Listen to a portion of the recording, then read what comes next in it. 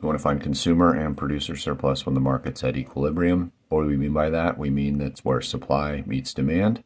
So that's going to be that point right there. And that means that the price is 8 and the quantity is 40. So the demand goes down like this. And so the consumer surplus is the area below that demand curve, but above the price, which is 8. So we're going to shade that in kind of like that. And if I want to do the math on that, it's going to be 1/2 base times height because it's just a triangle. So consumer surplus is 1/2 distance between here to here. So 12 to 8 would be 4.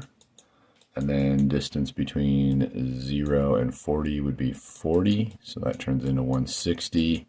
Half of 160 is 80. And we're going to measure those in money. So 80 is our consumer surplus. Now our producer surplus is down here.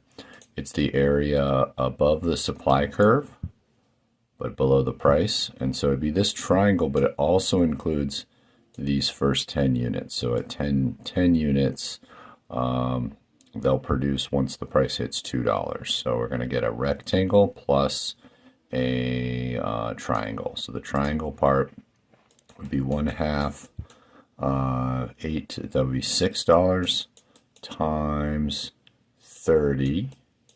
So that's 180, and then half of that is 90. And then we're going to add that to 6 times 10. So we add that to 60. And so the producer surplus is 150. This makes sense to me because the area of these shapes is bigger than the area of that shape, and that's consumer and producer surplus when the market's at equilibrium.